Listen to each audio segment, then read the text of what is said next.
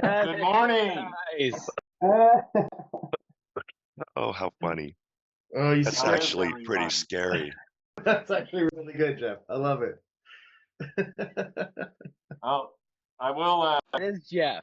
It is Jeff. Yeah, Zoom kind of screws that up for you. I will explain that I go to a Halloween party every year with a theme, Oh yeah? and our friend's theme for the Halloween this year was Christmas. Wow. This is my Halloween I love it. Christmas outfit. That's weird. Might as well though, because they put out Christmas stuff before Halloween anymore. Yeah. It's crazy. The Christmas stuff was out at like the beginning of October this year. Yeah, That's right. it was. And like the Halloween stuff's like gone. All right. Yeah. I'll do what Kevin did. That's good. Well, I mean, you can't hear me. I tried to talk, and it's just like because the You're all mask. muffled. Yeah. Yeah, I'm all Yeah. muffled. That Oh, doesn't. the uniform. Did you Yeah. guys, Eric? I love it, dude. And Eric's got a, if I'm not mistaken, a prop. Oh, There it is. There we go. I'm scared now. You There can't hardly we see it go. because of the Zoom shit. Yeah, it's a lethal weapon though. Eric, it looks like you're kind of like coming out of the wall, so it's like even more creepy. I love it. Jeff came for his bottle of bourbon. He's ready to run, win. All right, guys. Well, listen. Thank you all for joining us today on the special spooky Halloween edition of the Digital Embellishment Designer Meetup. Matt's got some great things to talk to us about. We're really looking forward to a great conversation with you guys. If you're any questions, any trends, any things that you want to talk about, this is our safe space really to talk about all that cool stuff that we're working on. But before I hand it off to Mr. Redbear, I'd like to thank our main sponsor, MGI Digital Technology, for making this possible, as well as our co-sponsors, Paper Specs and the Digital Embellishment Alliance, which is part of the FSCA, which Jeff is a part of. So, guys, thank you so much for your support. It means a lot to us that you're able to help us get really like-minded people under one roof. And without any further ado, let's pass it off to Mr. Redbear. Let's pass it off to the guy who's losing his voice. Can everyone hear me well enough? Am I really okay? Good. I just wanted to make sure because I can barely hear myself. So, welcome to this edition of the Designer Meetup, and happy Halloween, Samhain, Dia de los Muertos, whatever rendition of it you do celebrate. It's not.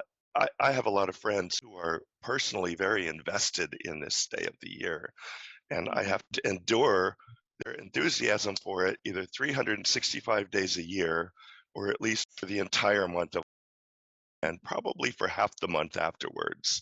Rotten pumpkins, I guess you could kind of say. So I guess I can't quite share your enthusiasm. It's like I was done with it weeks ago. But it's fun to see here in the office here, we have good witches, bad witches, ghosts, everyone's kind of dressed up for something. But me, I'm just tactful. That's just me. That's scary enough. Yeah. I thought you were going to dress up, Matt, like you're the LinkedIn post. I thought that's what it looked like today. When in the past, and this is getting kind of personal, but I don't mind sharing it. In the past, whenever I did dress up for Halloween, it was always in leather drag. So that, and then I would, yeah, like the armbands and the harness and the leather pants and the master's cap and all. I do all that, gate stuff. And then I would go to the door and answer it and give out Halloween treats to these tiny little kids. And they were like, oh, what is this? Because it's not like anything else they'd ever seen in their life. Matt, so, you could be the Hulk, man. We could just say that you're dressed up as the Hulk for today. How's that? That's true. Am I green enough? You're green enough. Yeah. I thought about it. I thought about finding some green makeup, but I thought, it's a lot of work. Yeah, I'm sure there's one of those spirit Halloweens in an empty Office Depot around here somewhere. For sure. Sabine, how are you? Pretty good. I'm Sabine. getting ready for Halloween. It's going to be 1,000 kids coming through. Oh boy. Nice. Beautiful. I kid you not. It's my friend's place. I've done this for years now because nice outfit there, Eric. See, I left my head I'm not ready yet. I kid you not, it's 1,000 kids. And last year we ran out of candy at 8 o'clock. We turned off the lights, which doesn't stop them. They still knock on the doors. Very Yeah, but it's a lot of fun. I love seeing the costumes and how creative kids get. yeah, Well, especially some of year them. after year. The Yeah, cultural aspect of it all keeps shifting as we get older and older. We see a very different. I mean, in my day, we were Casper the Ghost or Wonder Woman. Yeah. So, and Oh, that's you were about all Wonder we Woman? had. I would have wanted to see No, that. no, you were a cowboy or a ghost or like Wonder Yeah. Woman or something like that. You know, it's whatever you could get at the 5 and dime store. Yeah. Well, Wow. this year it's always what's the Costco special? You can always tell. I'm like, oh, it's the same costume we've seen like 50 times now. It must be the Costco special this year. Must be. So I noticed that David Drucker is on this call. Hey, David. And that we have David. another new person, Therese, who is in hiding, which is okay. Cameras on or off, that's all good. And so I'm curious about and Katie, of course, Katie's here again, and it's always good to see you. But I wanted to touch base with David before we moved forward and find out your reasons for being here, essentially. Because he's a friend of mine. That's what friends do, Matt. I was actually thumbing through LinkedIn and saw your advert and just clicked on it. Very cool. It was easy as that. So Yeah. This was moved to a Zoom platform not long ago, which made it a lot more popular. mhm. And I see that Adam has jumped on the call. Hello, Adam. Hey guys, Hey, buddy. How are you? doing all right. How you guys? Doing great. Good. Doing great. Listen, let's kick this thing off because I think there's one cool thing that we talked about last month. Wait, only one? Well, we talked about a lot of It, cool stuff. it was Uh, overwhelming. But Matt, you were experimenting last we spoke with mixing toner and foil, and this time the toner on top of foil. So, Matt, kind of walk us through your idea, your process, or experimentation. What did you kind of figure out? So what we figured out is we have a lot of considerations to, uh, well, we see them as obstacles. You have to find out how to move past them. It depends on your equipment, what you're running it on. We're dealing with the Irides and the MGI. So what we want to do is add a little character to the foil overlay, because when you lay down foil, you don't get shading, you get the texture of the foil itself, but unless you do an additional underlayer that is like an image map or something, and then you put the foil on top of it, you're just laying down flat foil. You know, it's technically raised, but it creates a smooth, flat surface on top. So if you're trying to emulate something like a sphere or a 3D shape that would normally, if you had like a cube and you set it on the table, the light's going to hit it in different ways. It's going to be a little darker on one side, a little lighter on the other side, etc. You get the idea. It's all about trying to create more perspective or character. So I was tasked with a job for one of our high-end clients, Make-A-Wish Foundation. And they came up with the most I love Marina DeLuca. I'm trying to get her on these calls because she comes up with some crazy stuff that then she brings to us and we have to bring it to life. So it's truly a collaboration. But she wanted silver foil on a crystal, like a disco ball. And in order to do that, it's pretty easy. It's just like, you create the foil, you just do this thing. Here's the finished piece, actually. It's a little invitation, and it folds out, and it folds out, and it folds out. Very cool. Nice. Yeah. So, and then there's texture on the flowers. I don't know if you can see that. Mm-hmm. And we had to, and then it's on the back, the bottom as well, so that when the whole thing accordions up, Everything has to line up and meet. Did you print this two-side or is this laminated, duplex laminated? It's two-side. Okay. And It's so, two-side. okay, so okay, keep going. So anyway, that's a finished piece. Kevin and I are like, question. So of course we have the interesting die cut, which I had to create. You had to get this to line up with this. Everything had to line up when it folded. And that was a challenge. We had to do like 3 tests in order to get that to happen. But the idea was, originally just to do this. So I'm like, well, that's pretty stark. So why don't we run it back through the iridesce and put color on it? Okay. So we have the before and the after. And it's just a shade of color. It's actually kind of a rainbow gradient kind of thing. I thought that And- wasn't an option because the foil was raised slightly. Yeah, did that So like that's why I love these calls. I learn new things all the time. Yeah. Now it's equipment specific, and it's going to be dependent on what your equipment will bear. The iridesce was fine with it. So I'm assuming that an iGen would be as fine, but as far as a Ricoh or other Yes. manufacturers make a machine, I have no idea how it would work.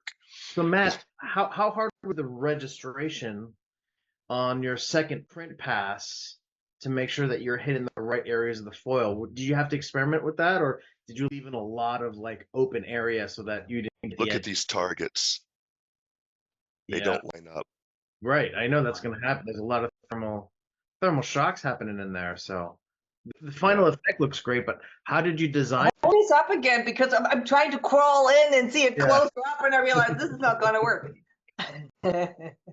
Hold on. Let me continue. Yeah, I see it. Yeah. You can see the targets don't line up from the first But it pass to the doesn't second. matter in the case of the disco ball, I think, as In much. this case, we created this with the overlay where the foil had fuzzy edges. So it was generated in Photoshop. It's to fit the space specifically. And then I marqueed it and added a Gaussian blur to the edges. You do that by using your direct selection tool, and then you add a what's the word I'm looking for? A diffusion or a fade to the edge. You choose how many pixels you want to go in, and you just keep hitting the delete key. Has anyone here ever done that? It's really interesting. Yeah. The choke? Yeah, it chokes it in, but it depends on the radius that you select. Right. How high was the polymer? That was about 53 microns. Really? Wow, Wow. 53 microns. You didn't have any issues running that back through your digital press. Has anybody else here ever tried No. to So corner on top what of the we foil? did- Matt, you know what I want to say? I need a sample, right? You know this. Yeah, that looks pretty cool. So what we did is we ran it through first for the CMYK, Right. front and back, duplexed it, made Right. sure we lined up good, because I have to be able to register this on the back too. And then put the foil on it with the MGI, Right. then went back to the MGI and put the varnish Right. on the rest of it. So there's varnish on together and all that type and text. So, and then it goes back to the MGI. Iridesce, foil, overprint, varnish. Varnish right at the end. So we're going back and forth between the machines for all 4 steps. Wow. Have you tried the overprint to get more like a complete color effect? You know, like what is promoted when you do sleeking, that you basically put like a solid color on top to get this metallized look? Yeah, Have you you can do tested that that? as well. I just wanted a haze on this. No, I Just- understand. I just wanted yeah. to. Yeah, And, but I've and I'm actually, curious, can I have a little sample? Because I think that's, yeah. you know, we just had a webinar on foiling, among other things. And the questions were like, we couldn't keep up. Quite honestly, we started with 40 questions, and at the end of the Q&A, we were at 31 because people were asking follow-up questions and new Right. questions. And So that was with Katie, who's on this call as that well. was Katie. Yay. Katie rocked. So It's Matt, nice. let me ask you, you did the polymer, the raised polymer before the print, is that correct? Before The you, varnish was last. That way it okay, didn't have to the go back raised through the varnish was last, iridesce. So So, only yeah, the raised foil went back through the iridesce for that overprint. Then it Oh, went back right. to the MGI to do the varnish. When you say, oh, the MGI did the varnish. Yes. The Wait, raised that's polymer. He's saying Yeah, that the raised areas on here was the last step last step. oh, so you basically put the polymer on top. hmm Yeah. of Okay, got everything. it. It was the Now, last have step. you, That way, So the first foil that you put down, how high was that? The that was polymer. saying about 50, 53 microns. Dang. Kevin Wow. and I are impressed. Yeah. Can you go back to how you actually registered the print on top of the foil, going Yeah, back through the that's my big iridesce? issue. Yeah. Yeah, Well, the That's operator where I is, would struggle. yeah, that the operator can only do so much because you're running it back through the machine again.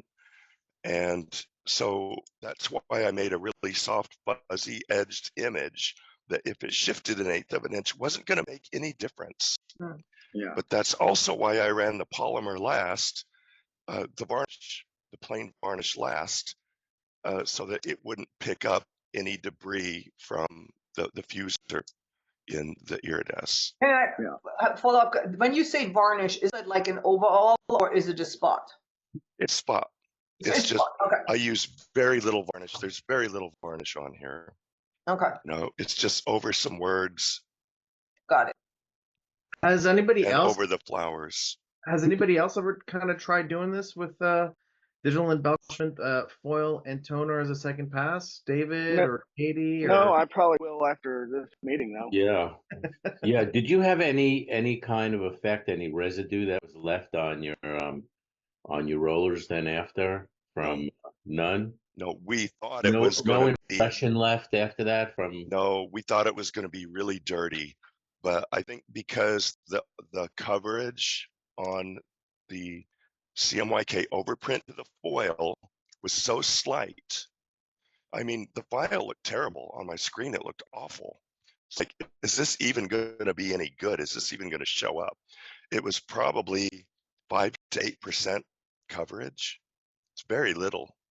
But on top of that silver foil, it really shows up. So you don't have to put a lot on there. So I would recommend that if you were to try it, start with as little as you think that you would tolerate, like 20%, 40%. I've done it where I've put 100% black on top of it, and it just looks really stark.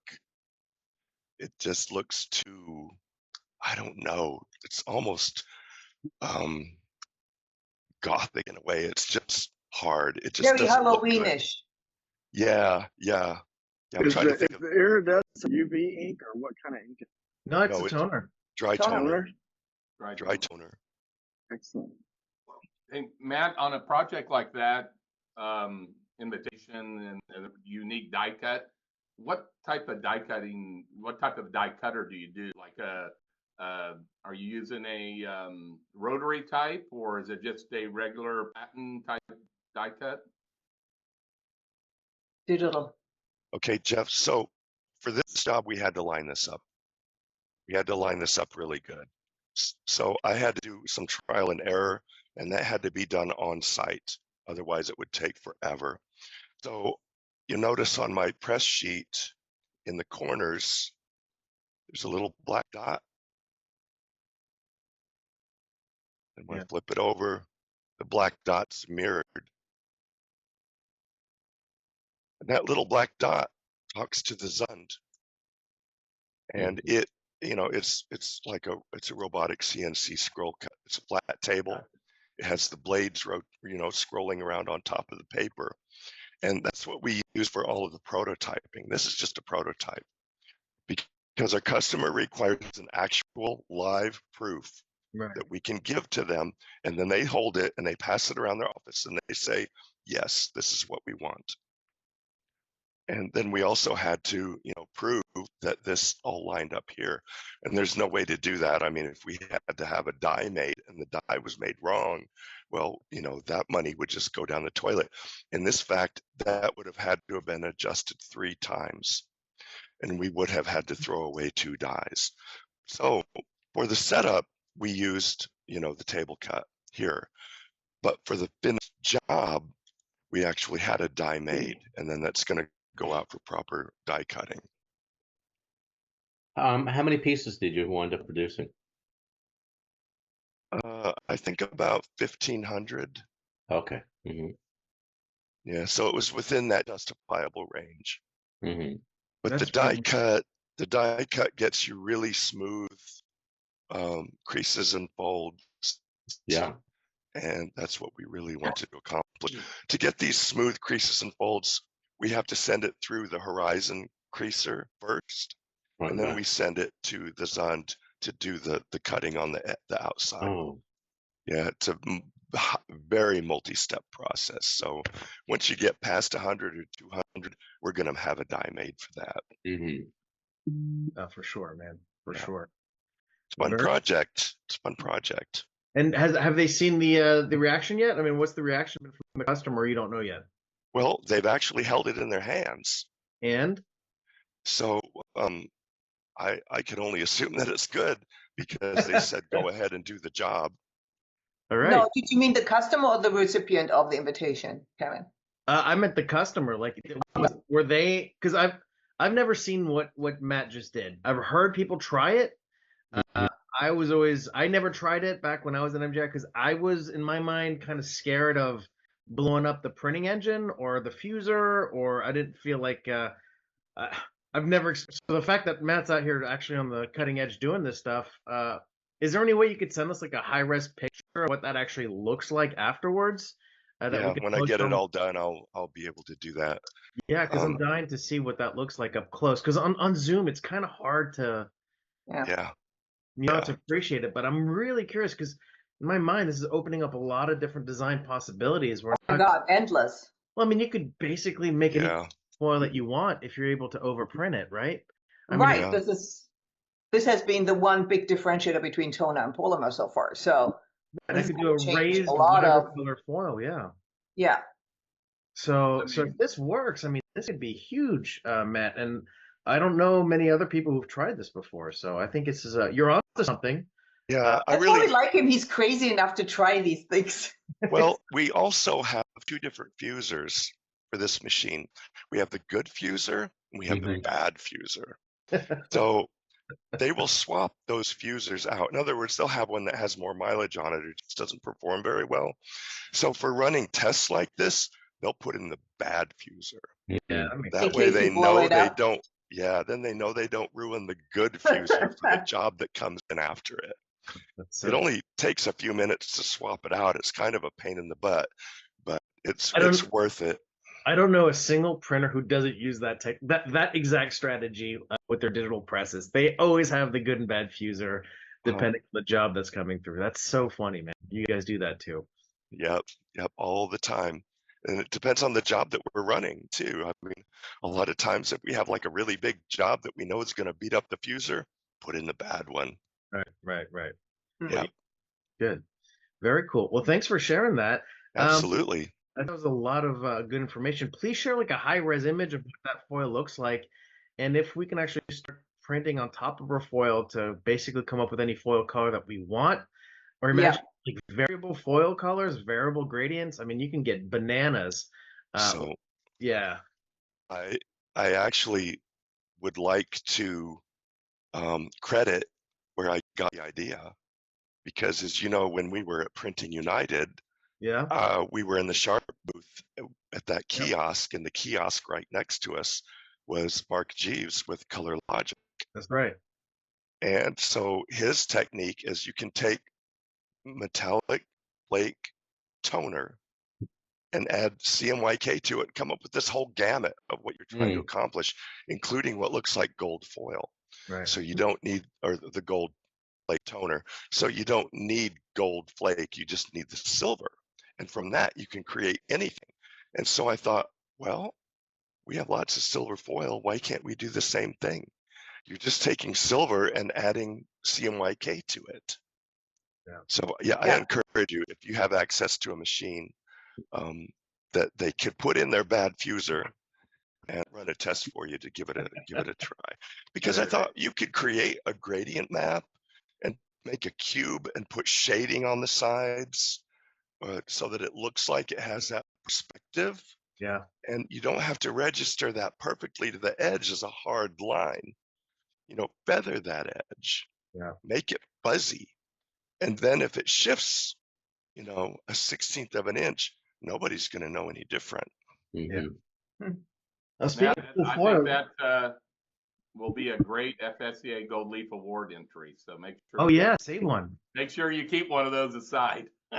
Yeah, and I'll probably Wait, do a wait, video. get in line. I asked first, Jeff. Well, I can wait on mine. Yeah. Yeah, I'll and so probably kinda- do a video on it anyway. You should. I took some footage, but I'm not done with the job. I've still got stacks of paper out there. I'm still trying to run this thing. Mm.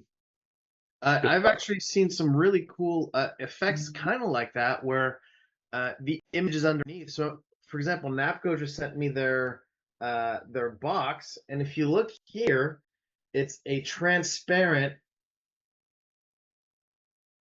No. He froze. Pillars Yeah. of light hologram where you Nope, can he's back. damn it. Every time I try to talk. But am I still frozen? No, No. you're Oh, back. you're good. Okay. And so it's like a transparent pillars of light. And I was wondering if you guys are using a lot of this type of effect. I don't know whose foil they're using. I know Adam still on? But Adam uses a lot of clear foils as well. Have you guys seen this effect before yet or no? Is it a foil, Kevin? Yeah. I think it is because it's got that rain. Yeah, that's a foil. Holographic feel. That clear Is it holographic just a foil holographic foil? Yeah. that we talked about, 2-3 meetings ago? Yeah. Mhm. Yeah. You can get that look with like a cast and cure over the top as Oh, well. I don't know if right. Napco does cast and cure, I don't know. but it's just like what Matt did with that invitation. I think what's really cool, as you were mentioning, he's actually creating really sort of a diffuser foil look to that globe without having to go to the expense of a diffuser holographic foil. He's able to use a more standard silver foil and then create a similar look to a diffuser holographic, which is cost savings and can look very similar. So it's very Jeff, I'm not familiar with diffuser foils. What exactly is that? it's a holograph. You've seen it a lot. It's a holographic foil, but it doesn't have a design in it. It's a rainbow effect. You look Right. at it changes okay. color as you look at it. It doesn't have an actual pattern, like holographic pattern, besides it being sort of a rainbow effect to it. You know what I'm somewhat similar to the sample you sent. It's a little different, but that's the kind of look that Matt's getting with that globe, which is similar to that, which is super cool. Matt, do you think it would hold the registration more easily if you wouldn't go 53 but go lower? I was thinking the same thing, Sabine. I don't think it makes any difference. I think it just has to do with how the machine picks up the sheet. And no problem feeding? Nope. Dang it. Nope. Interesting. I love it. There's always something new. Yeah, and that was considering that I was sending this back through with foil on both sides. Mm-hmm. That was the other thing I was impressed about. Yes. Now, advantage, most of it was on one of the Do you need your mic? You put your mic down. Mic Sorry. down. Most of it was on one end of the sheet, and most of it was on the other end of the sheet. But Foil again, was I basically love it. He does end-to-end. things that officially you're not supposed to do. And this is what I like about Matt. I know all the OEMs are cringing right now. Yes. And we got Sean. Sean, how you doing? Welcome. You guys, pleasure to be on my first digital embellishment designers meetup. So thanks for having me. Yeah, dude, Sean's an awesome guy. He's running digital embellishments at Konica now, and we just did a little podcast. But Sean, introduce yourself to the community, man. Yeah, thanks, Kevin. Appreciate it. Now, I don't want to take too much of the time away from this is a designers meetup, not a Sean podcast, but you can certainly go take a look at that. And just happy to be part of the community here. I spent a long time over at EFI ViewTech, and did some neat things with different value-added services on wide format printing and what could help get more share of brand buyers and wallet. And so embellishment is right up that alley. I'm so excited about some of the work that's being done here, and especially I just jumped on as Matt was showing that disco ball. Was like, yeah, let's do it. And I don't cringe when we see things like that. I'm the guy that's like, let's do it. But 0 to 100, I think it's fantastic. I love to be able to see more of that done. Yeah, didn't want to comment too much, but you mentioned Mark Jeeves and the Color Logic stuff. I spoke with him last week. I know him again from a previous life as well. And one of the cool things I think that software brings to the table that is otherwise just becomes challenging on the design side of it is metallic gradient, right? And so on that diffusion foil, like you talked about with a consistent rainbow, is one thing. But if you wanted to go from if you have a 2 or 3 color corporate logo and you want to have a gradient at the back that literally fades from one to the next custom color, that's really tough to do in traditional foil. And Mark makes that software so easy. Makes that software so easy to use with Illustrator plugins. So really cool stuff. For those that haven't checked it out, definitely look at the Color Logic. Very cool. You may not have recognized Sean because he's keenly in a costume of a printing industry executive. Really, really nice costume, Sean. Does he win the bottle forever? I'm gonna dress up like I actually know what I'm doing. No, yeah. Very cool. Additionally, when you're talking about these overlays, you get that holographic foil board. Is anyone else using that Mira holographic? It's a holographic substrate. It's metallized. It could be holographic or solid, and you can just as easily put toner on top of that as well to make a solid color or gradients or whatever. And we've done that and then sent it through the MGI to do a clear embellish on top of that. And the way that it lenses the holographic effect through the CMYK all the way down to the foil board underneath, it's absolutely mind-bending. I mean, you don't need mushrooms or anything. That just absolutely blows my mind every time I look at it. And it's really good for packaging because it scores and folds and bends very well. It holds up. Very cool. Very innovative. I actually have some samples of that, but not with me, so we could cover that in a future meeting if anybody wants to go over that. Is working with those metal substrates as well. Very cool. Very cool. David, you were telling me you were working on a super project. Are you ready to talk about it yet, or is it kind of? Well, I have to talk to Sabine about that first. Getting ready. They've been getting there. Give me a chance. Yeah. So I'll just say this. Where I have experimented in new technology, I am still rediscovering and testing in old technology. And this particular piece is based on embossing and embossing actual metal.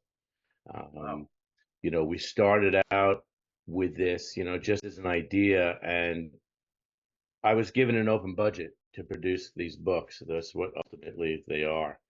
And I had an idea and a photograph of what I wanted to do, but I was consistently told that once we begin to put metal into the die, and it is a multi-level die, that it would probably break the die. But I had to try it. So we worked with it on paper first, and that was really successful.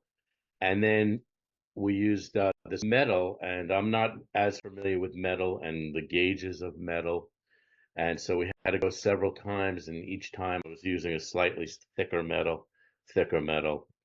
And luckily we didn't break the die. My standard on, whenever I speak with a supplier and I have an idea and a direction that I want to go in, and they say, we can't do that. It's beyond tolerance. What I say is, I'll pay for it. Right. And more 99% of the time it works. It's just out of the normal commodity of what that supplier normally does. So, this to me was a huge feat and successful in it. And, we're going to have really long legs on promoting this. So, Oh yeah. When is it coming out? When are you guys going to start talking about it? I gave Yeah, I gave I Sabine know. first rights to Sorry. it. So, I was slightly distracted with the event and other things. yeah, But no no, problem. it's going to be in the next week or two. Oh, So sure. give us a moment. We're Good. working. David, what was the die made of that you were able to emboss? It was a brass die. It was made of brass? Okay. Yeah, I mean, Nice. through the expense. I mean, the die itself. I work with a group called Metal Magic, and I had given for you, Jeff, in Princeton, in Philadelphia, and I had spoken there, and one of the pieces I held up, which I did maybe 15, 20 years earlier, Metal Magic had said, I think we did the die for you on that. Hmm. And that opened up a conversation because I've always bought my dies through my vendor, not directly through die maker, but this was unique. The production only was 8 pieces by the time we're done, but Wow. they're really high end, tactile wise, visual wise, and so I had this opportunity. I had the opportunity to break dies and start over if that's what needed to be, and I had the timeline to do it as well. So, I was just figuring out, so we build the thing first, then what do we do at it? How do we begin to promote that? How do we begin to teach what we did? And, I've found that when I put something out, I usually have followers that are going to try that trend as well. Yeah. So, And I think it's really important, David, to continue with moving back into the past as well as moving into the future, because there's a lot of old technology that can be adapted to new techniques, and to be able to marry all that, that's when you come up with all these really wild stuff that people never thought of before. So us old guys, it's actually an advantage, to know what it's like to strip a plate by hand, or make color separations on film, that type of thing. I would love to be able to take more analog technology and use it for the production of digital, because you can digitize anything anymore, but if it's from an analog source, it will have a different look and feel. So I think that's really important to document and let everybody know how that's working. So So Sabine, I'm going to let you have it first, but then I want it for post press after you're done. Okay. Well, actually, You Dave and always I come have to a me for the podcast soon, photos so and everything anyway. Pardon? I have a podcast with David soon, so get in line, Jeff. You're gonna have to Oh, get in God. line, You guys are killing You me. you always get the images, you know that. If David approves, lets me. So You guys can have it first. I'm good. I'll wait. I'm joking. Oh, we got our friends from American Printing on Nicole, Therese. How is it? How are you guys doing? Very well, thank you. Things are going good. We're doing some fun things as well. So it's always great to catch up in here. We created a really wonderful MGI 101 brochure that just Ooh, really boo. highlights how to use the piece of equipment. And we did that a Wow. while back for some of our creative labs that we do here. So Right. that's been really fun. Oh, that is. And it's a great tool for our clients to use, talks more specifically. But yes, we are, and right now we're just playing with uncoated substrates. Oh, thank you, Therese. That's what I was wanting to ask. So tell me more about this. Well, I'm just saying that we are starting to really pursue more heavily. I know the Skodaks and even some folks with the MGI are using uncoated stocks by laying down a varnish or something like that. And so we're working on that with our KM1 and our toner base technology. So more to come on that in these meetups. Very Okay. cool. Just so you know, Matt's made a couple of videos on the tricks that he uses Yes. on how to get around that. So it's, again, no two papers are going to be alike, Right. and there's different ways to do different things. But yeah, let us know how that goes. That's really Oh, we absolutely will. I know people have accomplished it, but we're looking to do something a little bit different with that. So I will for sure keep all of you up to date when there's something to report. We're Yeah. excited though. Awesome. And everybody seems to have cracked their own code, and everybody has a slightly different technique. When I was up at Printing United, I ran into Christy Panther, Oh, sure. and She does a great job with it. she claims she's got a method that nobody else is doing, that Right. no one else has figured out, and she won't even tell me what it She is. wouldn't tell us. No, that's when she has to kill us. And yeah. Oh, I think I know what it is. She's using the clear toner from the Iridesce. Well, that's old. That's Yeah, not new. I will tell you that I've been to her shop. Yeah. Nicole and I both have been. And so, yeah, she's got some really unique styles. Yeah. Very So creative. do you know, or are you teasing us? I'm just saying I know that it's very unique. Okay. I'm teasing you. Yeah. Ryan, you're doing a lot of uncoded stuff too, no? Yeah. Yeah, we're doing a lot of uncoded testing right now with the ZRX. We're basically trying various types of uncoded media, and then putting it through the machine, seeing what's possible, what's not possible. I think what's been very interesting on this is finding that balance between, I mean, we want the uncoded media because we want that uncoded feel. You want to feel those fibers, right? And the more, I'm just going to use lamination because it's an easy one, right? If you put lamination over uncoated media, all you're going to feel is that laminated top because it's so thick. So what we're playing with is we're finding that balance between being able to put coating down so you can still feel the uncoated fibers, but yet still get good edge definition on the digital embellishment, because that digital embellishment needs that smooth surface to lay down nicely. And that's kind of, okay, where's this balance? How can we get a good homogeneous surface to get good edge definition while still being able to feel those nice fibers? So we're doing a lot of fun stuff with that. Are you going to be flooding the whole sheet or just the areas?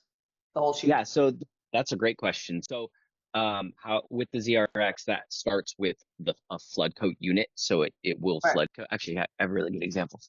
So we're actually doing some invitations for our open house right now. This is on an uncoated material, and so we have all this fun little detail work on it, and we're actually playing around with like a soft touch to see how this is going to work out.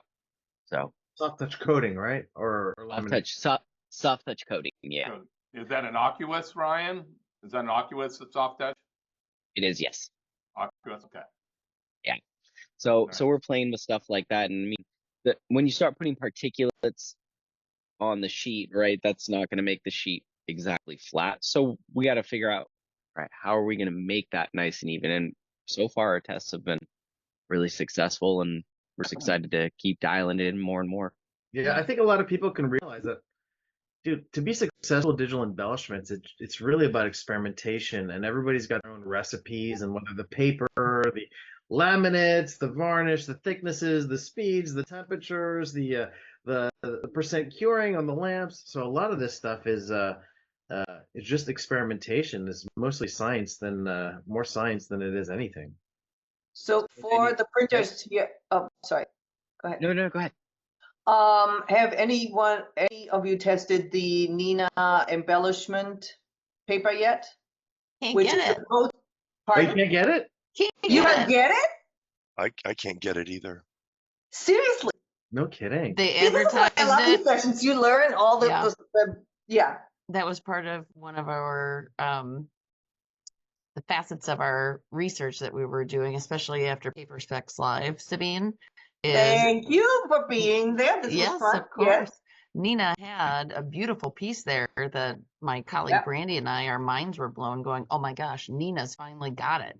Like something available from a resource that is has longevity. It's not going anywhere. came back, can't get it. It's not available. Wow. Did they give Not, you like, not a on the date? market. Not even Are on the they market like yet. it'll be ready in X, or are they just being silent? Silent. Huh. Oh, that's, you know me. I love.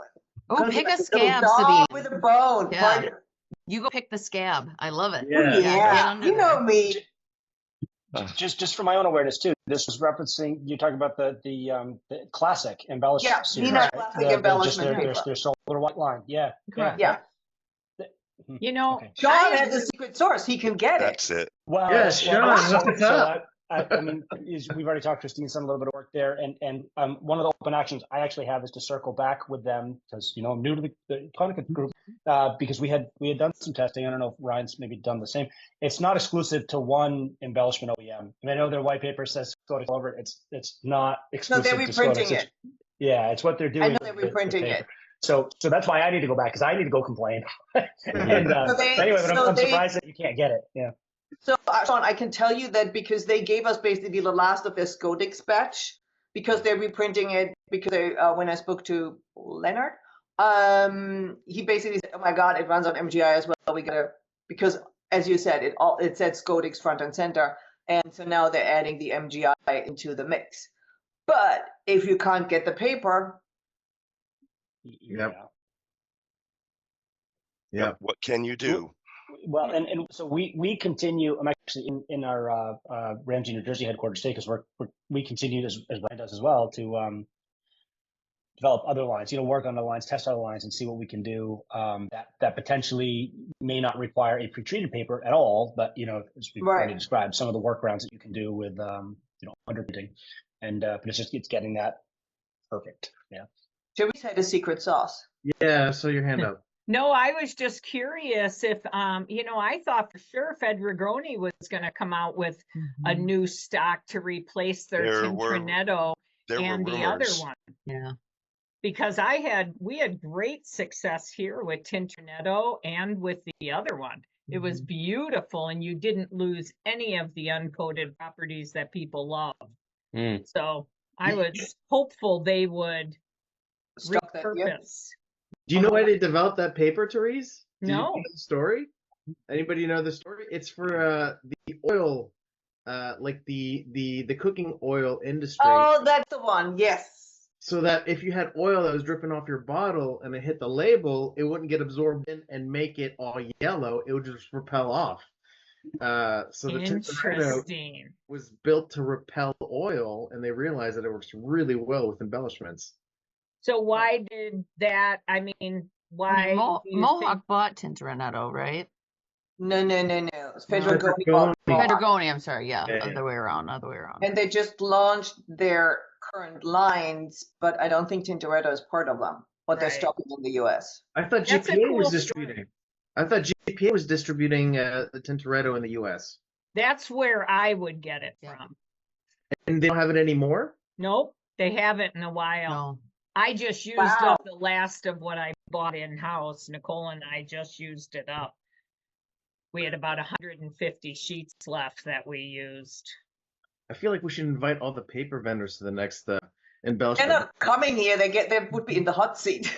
Exactly. Well, who do I have from Fedrigoni that just reached out to me? Hold on one second. They have all these launch parties now for their papers that they're stocking here. Interesting. Well, we could ask Jules who we'd recommend. Yeah, Talmage Pearson from Fedrigoni had reached out if we ever had any questions. So but otherwise Jules would be a great resource. Well, if you want to share his email with the chat, we're all going to send him. He's getting like 20 emails after this call. Say, hey, we need the Tintoretto. Where are we at? Okay, I won't do that to him, but I'm sure you could find him. I will definitely send him a message, though, because I actually thought they were working on something. Interesting. It could be, right? It could be. Oh, thank you. Yep. Thank you, Nicole. Awesome. I'll send him an email. He said if we had any questions. You do. Hey, that opens a whole can of worms. It does. Yeah, it should. And I think a lot of the problem, like specifically with the Nina stock, is that it has to filter down to a market that will bear the transportation and shipping and stocking of the product. Oh, the And 5,000 tons. yes, yes. I mean, you're probably a large user, but down here in Florida, there's probably not a lot of use for it. And that's having to ship it way down here in the peninsula and stock something that just maybe may occasionally be used. I don't think they're willing to do that. Right. Well, it's not an option because they don't have it in the first place, right, Nicole? I know. I was I just know. gonna say, Nicole we haven't been able to get it yet. Wow. Yeah. Interesting. Very cool. So listen, any other cool projects that you guys have Yeah. run in the past month? Anything that you guys want to show off or talk about, or challenges that you've overcome? Any fun Halloween stuff? Oh yeah. Well, I just showed this. Yeah. So what Tell us did how you you do did there? that. Yeah, tell us more about that piece. This piece, Creeping It Real. Creeping It Real. Creeping It Real. Our print is scary good. Awesome. So this is our copper foil out in the candy corn section, and then outlining our boo. And our boo is a single pass of pearl foil. We experimented. We were actually doing 2 passes of the pearl foil, but we were having some issues there. So we ended up actually reprinting the card itself. And we put like a 7% screen on the ghosts in the back, or that were under the boo, so it gave it more depth and dimension. So yeah. fortunately, we started with the pearl, and so we realized we had to go back to the drawing board a little bit, but that's part of what this game is. And it turned out fantastic. I've actually gotten several calls this morning. The other thing about these pieces, and we've done Halloween now, Therese, I think for 4 years. Well, so we got the MGI. So for this is our 4th Halloween, and it every single time lands the day before Halloween.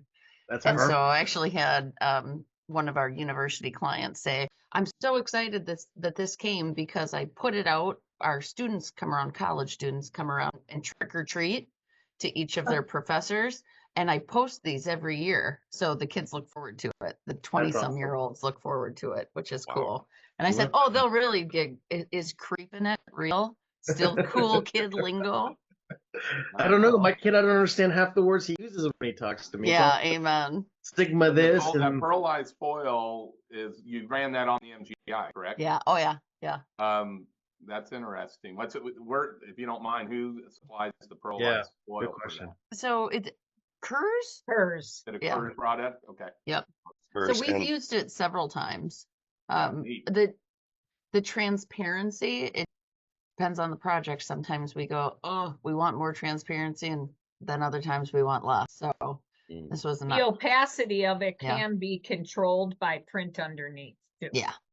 So which is exactly what we did with those ghosts. Wait, explain that a little bit more, Therese. Well, I'm just saying, if you want a more opaque pearl foil, you can always print underneath in a white.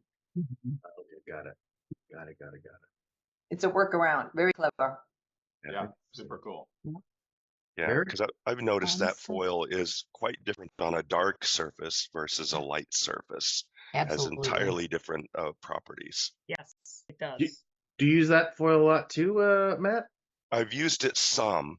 We used it last holiday season. We'll probably use it again this holiday season. Yeah. Nicole, we've played with it a lot. Yeah. Yeah, absolutely. Holiday for sure. We've done that with our holiday cards too.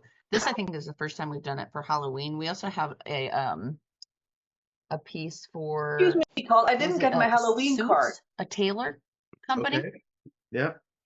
Oh, I will send one to you. We have extras. I will send one to you, my dear. It's too late. Never mind. I know. Well, no, send it anyway. Yeah, sorry. Go ahead. I don't have a date on it. Are you guys doing your holiday cards now, or are you guys getting ready to ramp those up, or is it always forgets, right? We're actually working on our calendar right now. I was just gonna say that's our main goal. Yeah. How about you, David? Are you working on your holiday cards, or?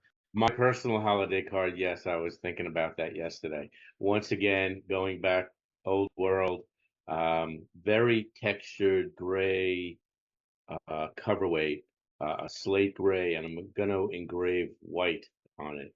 Ooh. And it's really going to be simple, but it's going to be, well stated, and it goes hand in hand with the gift that we're giving out. So Wow. Beautiful. Beautiful.